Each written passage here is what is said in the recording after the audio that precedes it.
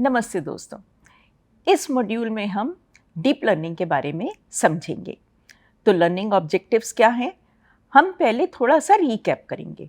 हम classical machine learning और deep learning के डिफरेंसेस को समझेंगे। हम डीप लर्निंग के कुछ मेथड्स के नाम देखेंगे। साथ में हम थोड़े से न्यूरल नेटवर्क के कॉन्सेप्ट्स रिविजिट करेंगे। ये किस लिए ज़रूरी है? क्योंकि जब हम डीप लर्निंग नेटवर्क्स की बात करते हैं, उनमें थोड़े से कॉन्सेप्ट बहुत ही इंपॉर्टेंट होते हैं, जिनमें कि हम एक्टिवेशन फंक्शंस को देखेंगे, हम gradient descent optimisation methods, Adam optimiser, dropout, batch normalisation और वेट इनिशियलाइजेशन के मेथड्स का रीकैप करेंगे। तो सबसे पहले हम दोबारा एक बार देखते हैं कि आखिर डीप लर्निंग, मशीन लर्निंग, इनके एवोल्यूशन की टाइमलाइन क्या है। तो 1950s में आर्टिफिशियल इंटेलिजेंस का कॉन्सेप्ट बहुत तेज़ी से बूम लिया, क्योंकि इंसान हमेशा से ये चाहता था कि कुछ इस तरीके की मशीनें बना सके जिनमें ह्यूमंस की तरह ही डिसीजन मेकिंग की एबिलिटी हो। मशीन लर्निंग के मेथड्स ने 1980s में इसमें काफ़ी बूम दिया, जिसमें कि हमने काफ़ी सारी एल्गोरिथम्स को देखा। उसके बाद 2010 के अराउंड और उसके बाद से डीप लर्निंग मेथड्स बहुत ही पॉपुलर हैं। तो जो मशीन लर्निंग है, जो ट्रेडिशनल मशीन लर्निंग है और डीप लर्निंग है, उनमें स्लाइटली डिफरेंसेस तो हैं, लेकिन जब हम इन तीनों कॉन्सेप्ट्स को देखते हैं तो हम कहेंगे कि डीप लर्निंग आर्टिफिशियल इंटेलिजेंस और मशीन लर्निंग का एक सबसेट है।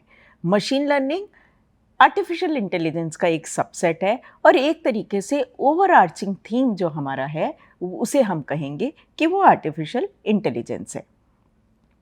तो अब क्लासिकल मशीन लर्निंग और डीप लर्निंग में डिफरेंसेस क्या हैं?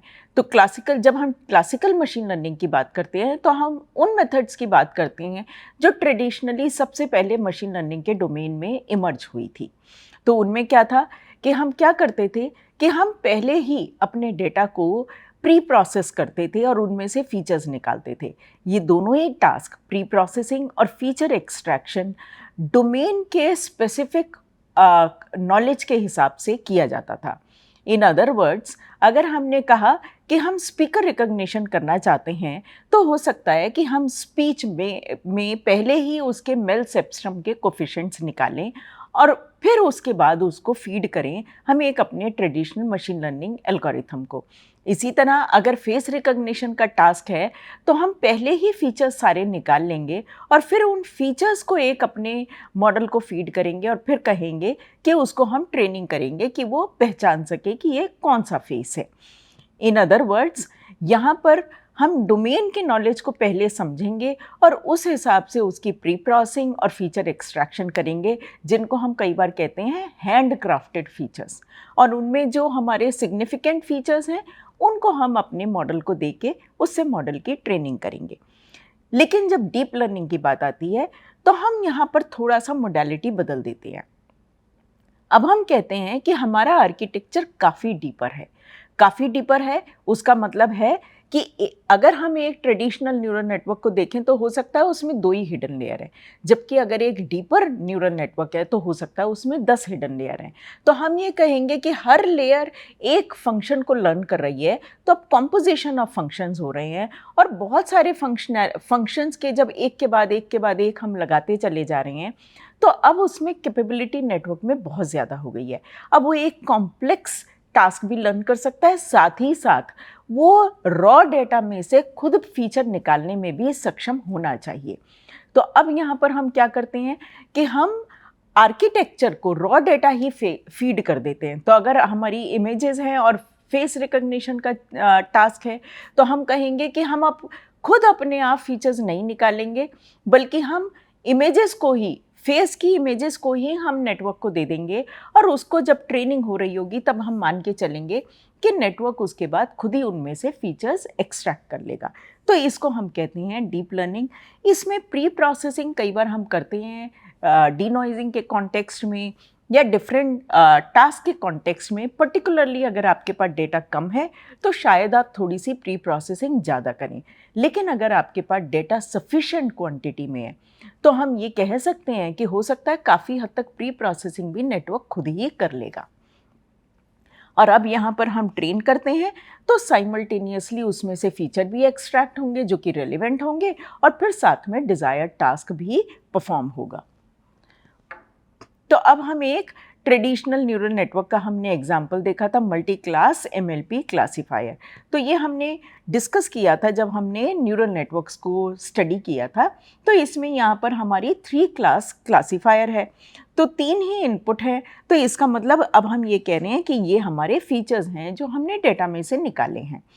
3 आउटपुट क्लासेस हैं, तो ये मल्टी क्लास क्लासिफिकेशन का प्रॉब्लम है।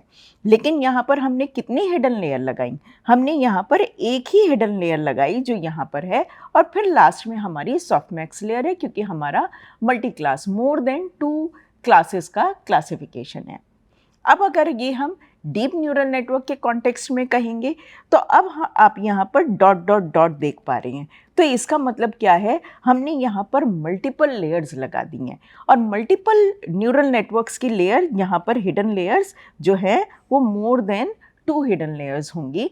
और यहाँ पर अब ये सारा नेटवर्क जो है सॉफ्टमैक्स अभी भी लगेगा। इनपुट फीचर्स हमने यहाँ पर भी दे रखे हैं, लेकिन हो सकता है अगर हमने बहुत बड़ा नेटवर्क बनाया और हम पे काफ़ी ज़्यादा डेटा है तो हम हो सकता है रॉ डेटा ही इनपुट को डाल दें।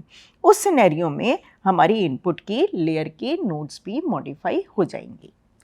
अब हम मल्टी लेयर न्यूरल नेटवर्क की बिहेवियर को देखेंगे। तो अगर हमारा सिंगल लेयर न्यूरॉन है, सिंगल लेयर न्यूरल नेटवर्क है, तो इसका मतलब ये हमारी इनपुट लेयर है और ये आउटपुट लेयर का एक सिंगल न्यूरॉन है।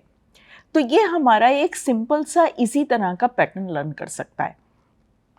यहाँ पर ये हो सकता है क्लास 1 थी और ये हमारी क्लास 0 थी।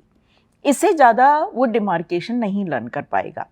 लेकिन अगर हमें किसी भी तरह का कोई भी हमें लॉजिकल ऑपरेशन परफॉर्म करना है तो हम कहेंगे अगर हम एक 1 हिडन लेयर इंट्रोड्यूस कर देंगे तो वो हमारा एक कोई भी लॉजिकल बूलियन ऑपरेशन को करने में सक्षम है। इसमें सबसे इम्पॉर्टेंट हमारा XOR ऑपरेशन आता है, जिसको हम कहते हैं कि सिंगल लेयर न्यूरॉन से ये संभव नहीं है। लेकिन अगर आपने एक हिडन लेयर लगाया तो उसके बाद आप XOR फंक्शनैलिटी को लर्न कर सकते हैं। अब अगर हमने 3 लेयर नेटवर्क लगाया तो इसका मतलब है हमारे पास 2 हिडन लेयर है और एक आउटपुट लेयर है। इस समय इसकी परफॉर्मेंस और भी बढ़ जाएगी, ये और भी कॉम्प्लिकेटेड स्ट्रक्चर्स को लर्न करने में सक्षम है। जैसे कि अगर आपको कैरेक्टर रिकॉग्निशन करना है तो सपोज करिए कि ये हमारी n×n की इनपुट इमेज है जिसमें कैरेक्टर 5 लिखा हुआ है। तो अब हम क्या कर सकते हैं, अगर डीप लर्निंग से हम करेंगे तो हम कहेंगे कि अगर ये n×n की इनपुट इमेज है तो हम इसको फ्लैटन कर देते हैं।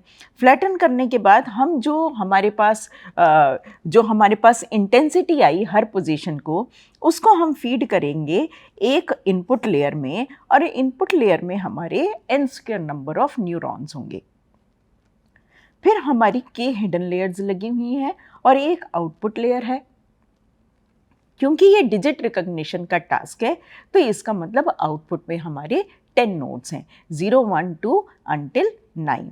लेकिन यहाँ पर hidden layers are more than 2, तो काफ़ी सारी हिडन लेयर्स लगाएंगे तो हैंड रिटन कैरेक्टर रिकॉग्निशन इस तरह भी संभव है।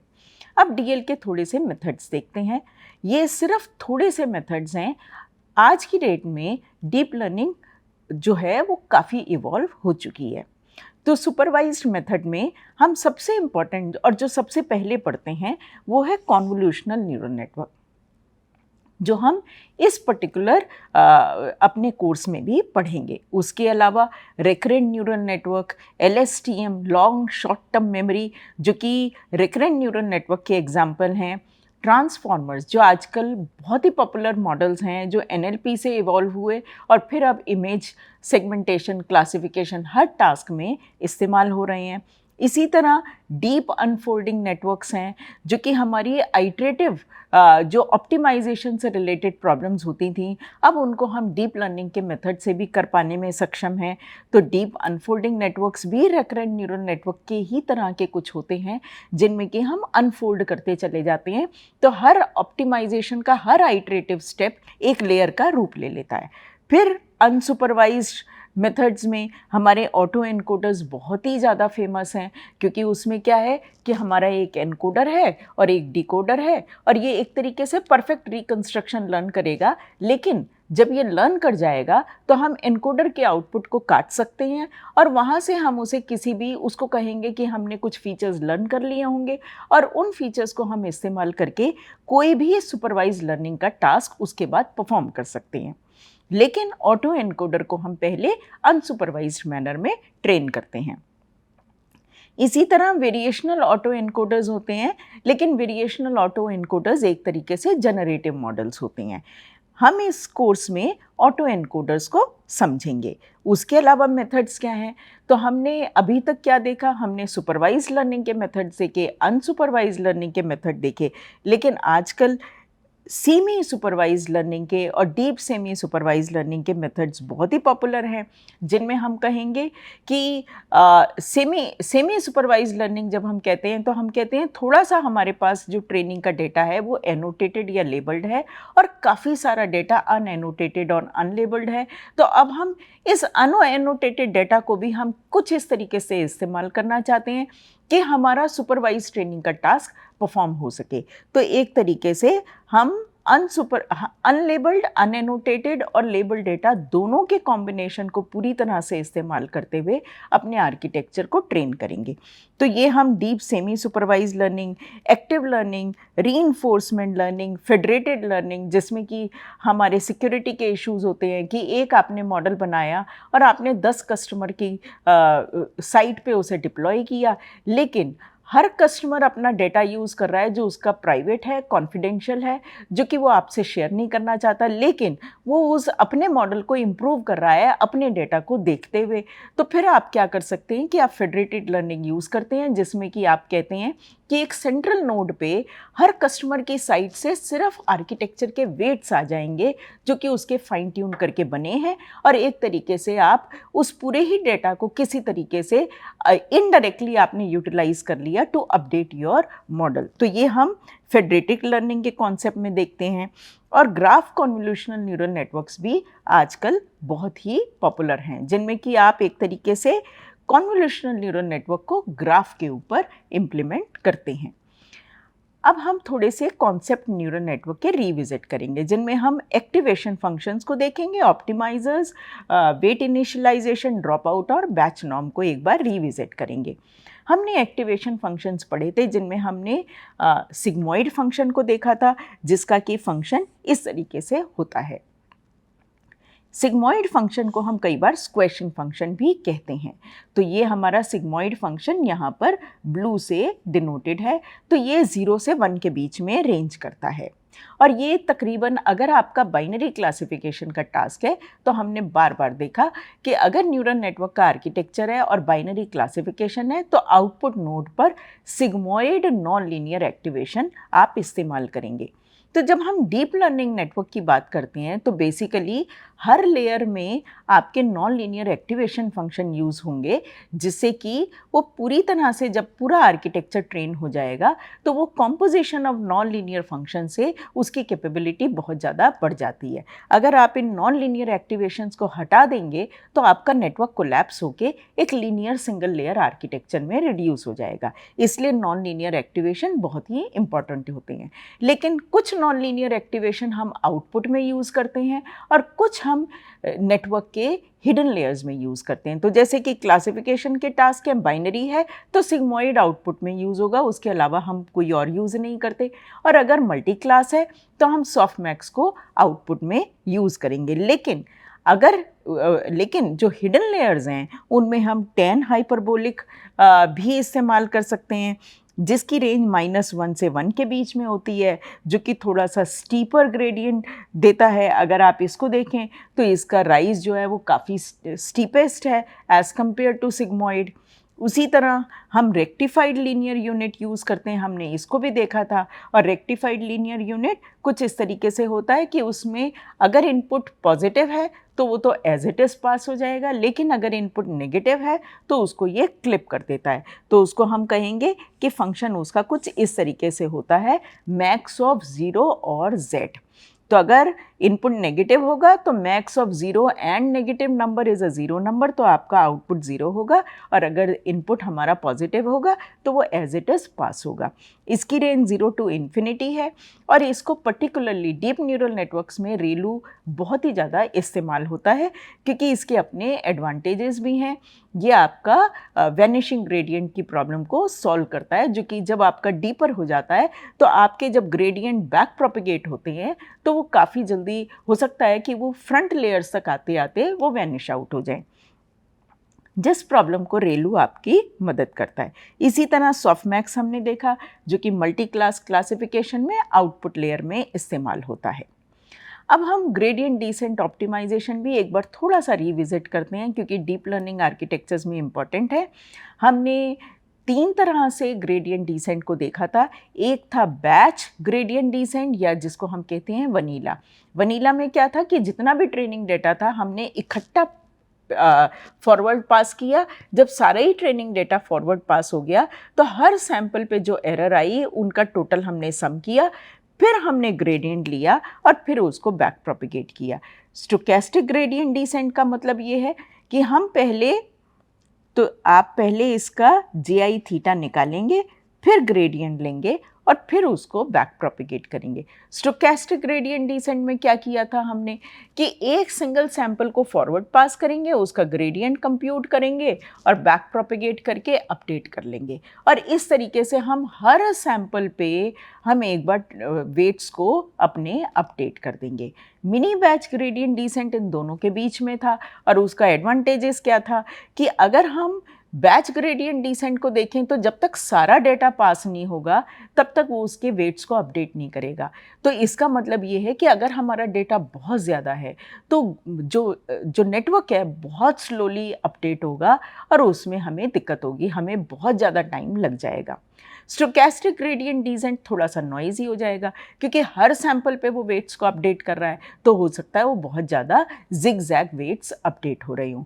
जबकि मिनी बैच ग्रेडियंट इन दोनों के बीच में है जो कि एक तरीके से मिनी बैचेस बना लेता है। और साइज़ ऑफ मिनी बैच क्या होगा, इसको हम ये कहते हैं कि ये एक हाइपर पैरामीटर है, तो उस तरीके से वो बार बार अपडेट होंगे। तो पहले आपका टोटल लॉस कंप्यूट होगा, फिर उसका एरर कंप्यूट होके उसका ग्रेडियंट होके फिर आएगा। अब हम एडम ऑप्टिमाइज़र भी देखा था जो कि बहुत ही इम्पॉर्टेंट है क्योंकि एडम ऑप्टिमाइज़र में क्या है कि एडम ऑप्टिमाइज़र में हम मोमेंटम का टर्म यूज़ करते हैं। मोमेंटम किस लिए इस्तेमाल किया जाता है, ताकि हम कहीं लोकल मिनिमा में ना फंसे। तो हमें मोमेंटम जो है वो हमें लोकल मिनिमा से बाहर आने देती है ताकि हम ग्लोबल मिनिमा तक पहुंच सकें। और एडम के अंदर हम फर्स्ट और सेकेंड ऑर्डर दोनों मोमेंटम की टर्म्स को यूज़ करते हैं। तो ट्रेडिशनली तो हमारा कुछ इस तरीके से होता जहाँ पर ये हमारा लर्निंग रेट होता और यहाँ पर ये हमारा ग्रेडियंट होता of the error.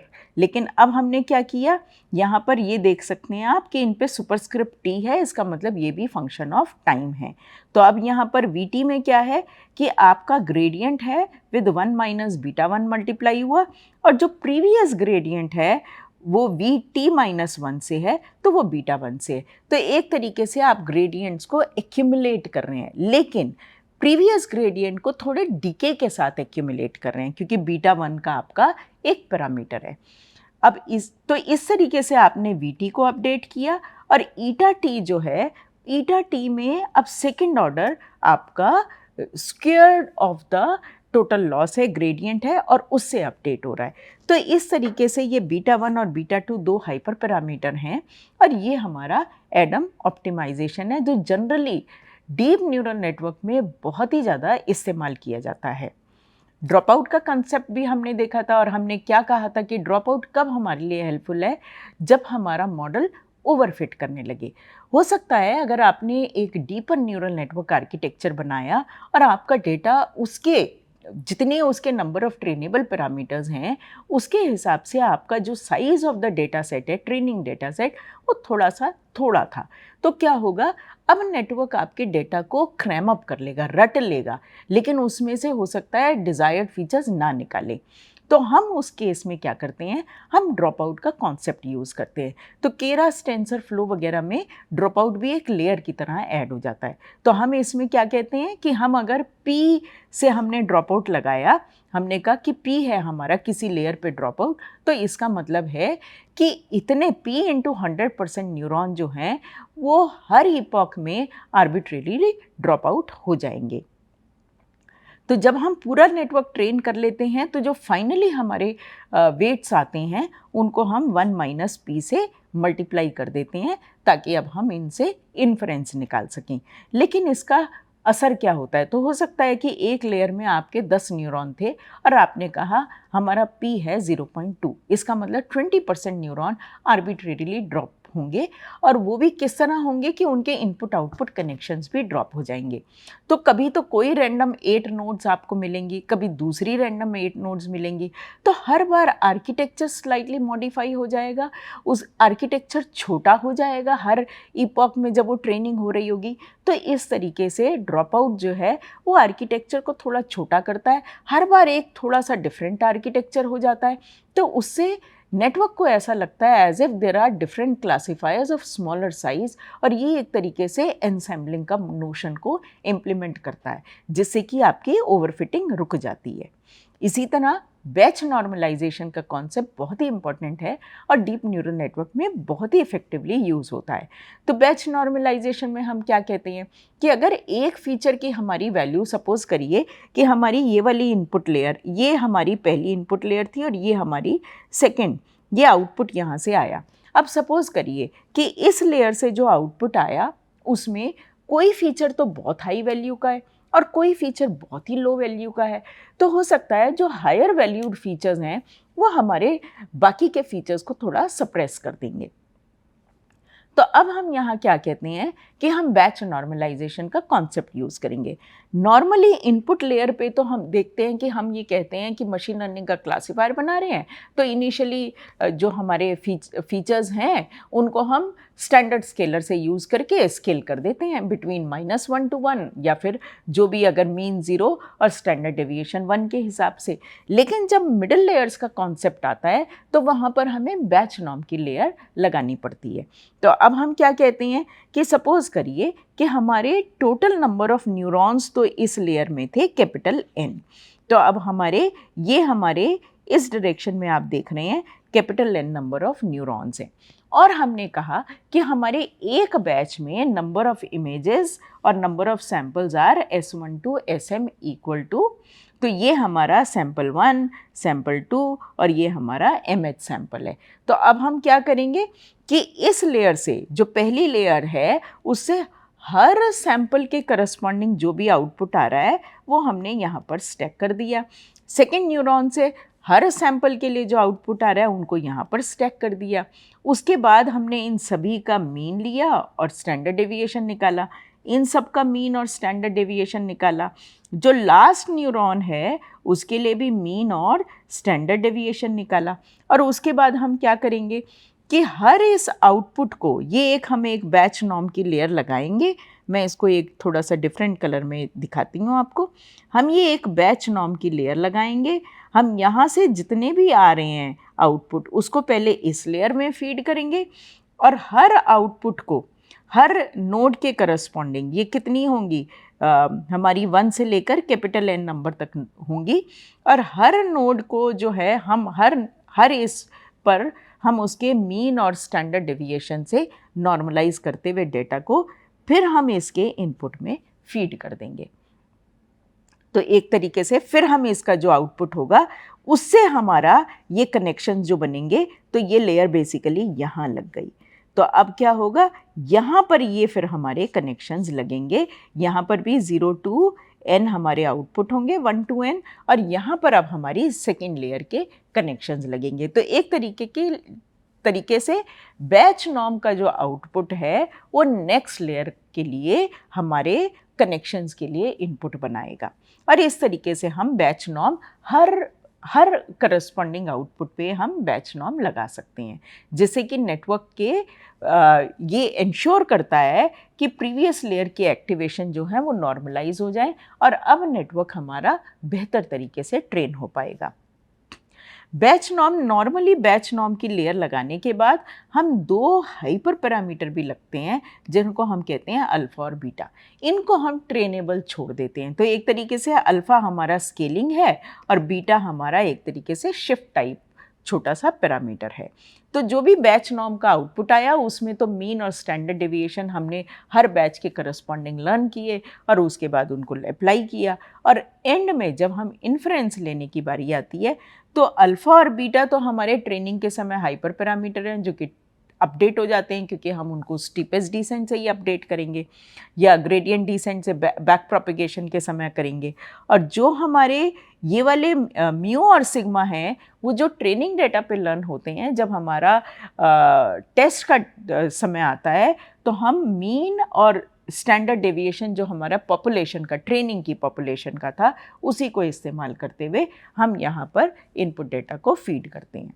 Wait initialisation के भी हमने मेथड देखे थे। एक तो होता है रैंडम इनिशियलाइजेशन, लेकिन 2 इनिशियलाइजेशन के मेथड बहुत ही ज़्यादा इस्तेमाल करते हैं। एक को हम कहते हैं ग्लोरोट या जेवियर इनिशियलाइजेशन और दूसरे को हम कहते हैं हे नॉर्मलाइजेशन। तो ग्लोरोट और जेवियर इनिशियलाइजेशन में हमने देखा था कि हम कुछ इस तरीके से अपने वेट्स को इनिशियलाइज करते हैं, जिसमें हम कहते हैं कि इस लेयर का फैन इन, इसमें इनपुट कितने कनेक्शंस आ रहे हैं और आउटपुट कितने जा रहे हैं, उसके हिसाब से हम ये एक फैक्टर p का डिटरमाइन करते हैं और फिर हम एक यूनिफॉर्म डिस्ट्रीब्यूशन में कहेंगे कि उसका -p से p के बीच में, उसका हमारा -p के बीच में ये हमारी वेट की वैल्यू होगी और हाइट कितनी है, ये एक तरीके से PDF है। तो हम ये कह रहे हैं FW is equal to what, और ये हाइट कितनी होगी 1/2p।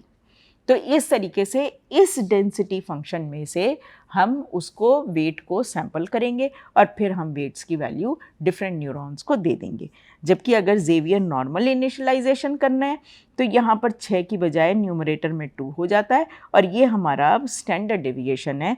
तो हम मीन 0 और स्टैंडर्ड डेविएशन की इस वैल्यू के हिसाब से हम अब इस डेंसिटी फंक्शन से, गॉसियन डेंसिटी फंक्शन से वेट्स को पिक करते हुए इनिशियलाइज करते हैं।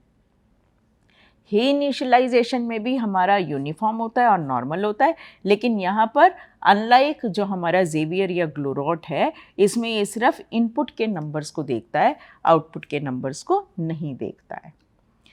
समरी में इस मॉड्यूल में हमने क्या देखा, हमने थोड़ा सा रीकैप किया। हमने क्लासिकल मशीन लर्निंग और डीप लर्निंग के थोड़े से माइनर डिफरेंस को समझा। साथ में हमने कुछ डीप लर्निंग के मेथड्स को देखा जिनमें से हम अब कॉन्वोल्यूशनल न्यूरल नेटवर्क और ऑटो एनकोडर्स को समझेंगे। उसके साथ हमने कुछ न्यूरल नेटवर्क के कॉन्सेप्ट्स को रिविजिट किया जो कि हमारे डीप लर्निंग के कॉन्टेक्स्ट में बहुत ही इम्पोर्टेंट है और फ्रीक्वेंटली इस्तेमाल किए जाते हैं। धन्यवाद।